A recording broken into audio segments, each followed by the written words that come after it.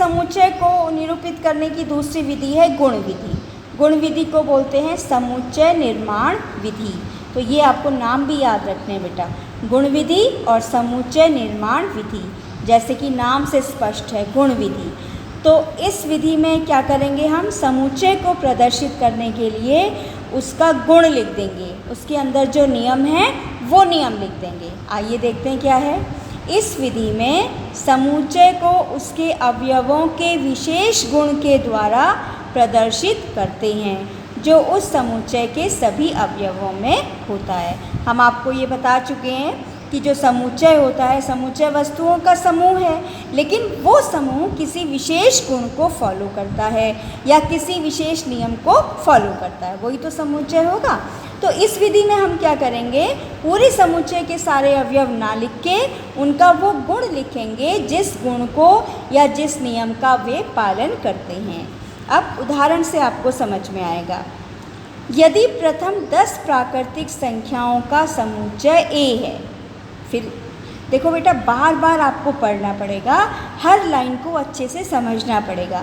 प्रथम 10 प्राकृतिक संख्याएं, प्राकृतिक संख्याएं 1 2 3 4 सो ऑन होती हैं। 10 प्राकृतिक संख्याओं का समुच्चय A है, तो ये A लिखा हमने। अब गुण विधि कैसे लिखेंगे ये आप ध्यान रखिएगा। ये हमने ब्रैकेट लगाया, बीच वाला ब्रैकेट। अब हमने एलिमेंट लिखा, जनरल एलिमेंट लिखा x, स्मॉल x, ठीक है। x, ये 2 बिंदु लगाए, इस बिंदु को बोलते हैं सच दैट। ये देखिए मैंने यहाँ लिखा है, 2 बिंदुओं को बोलते हैं सच दैट या ऐसा है कि, ठीक है। तो हम x लिखेंगे, x के बाद ये 2 बिंदु लगाएंगे, 2 बिंदु का मतलब होता है सच दैट या ऐसा है कि। अब वापस आते हैं, x सच दैट, x क्या है, एक प्राकृतिक संख्या है।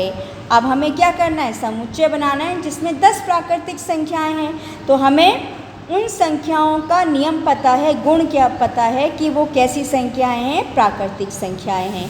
तो हमने एक एलिमेंट लिया, जनरल एलिमेंट x, लिख दिया x कैसा है, x एक प्राकृतिक संख्या है और 11 से छोटी है। हमें दूसरी कंडीशन ये भी दे रखी है ना कि प्रथम 10 संख्याएं लिखनी है, तो हम ये भी कंडीशन लगा देंगे कि वो संख्या कैसी है, 11 से छोटी है। तो ये हो गया हमारा गुण विधि। यहाँ पर अब अगर हमें तालिका विधि बनानी होती इसकी, तो हम क्या करते, 1 2 3 4 5 6 7 8 9 10 तक लिखते और बीच में कॉमा कॉमा लगा देते, सारे एलिमेंट लिखते, लिस्ट बना लेते पूरी, है ना।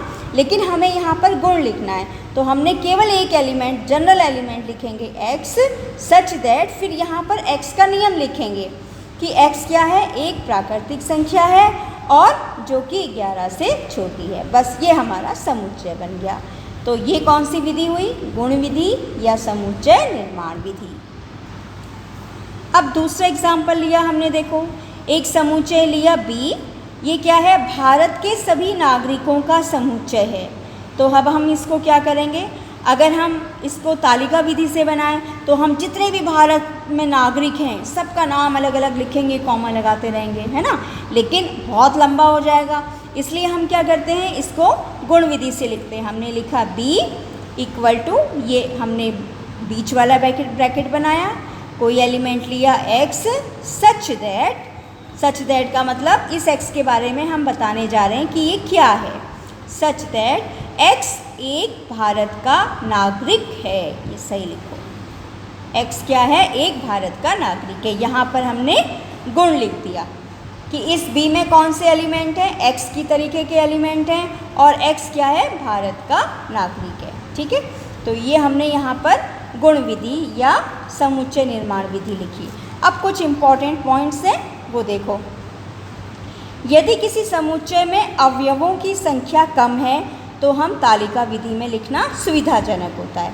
जैसे हमने ये एग्जाम्पल लिखा है ना, अंग्रेजी वर्णमाला के स्वर 5 ही होते हैं, तो ये तरीका ज़्यादा इजी है तालिका विधि में, सारे एलिमेंट्स लिख दिए 5, कॉमा कॉमा से अलग लिख दिया। अब ऐसे ही ये भी एक छोटा सा सेट है, केवल इसमें 5 प्राकृतिक संख्याएं लिखनी है, तो छोटा है तो हम इसको तालिका विधि से लिखेंगे, ठीक है।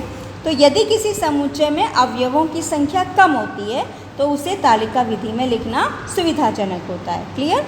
और यदि किसी समुच्चय में अवयवों की संख्या अधिक होती है तो उसे गुण विधि में लिखना सुविधाजनक होता है। जैसे ये है, अब भारत के नागरिक तो इतने सारे हैं, हम सबका नाम कहाँ तक लिखेंगे? तो हमने लिख दिया, केवल गुण विधि से दिखा दिया, एक्स सच दैट एक्स एक भारत का नागरिक है।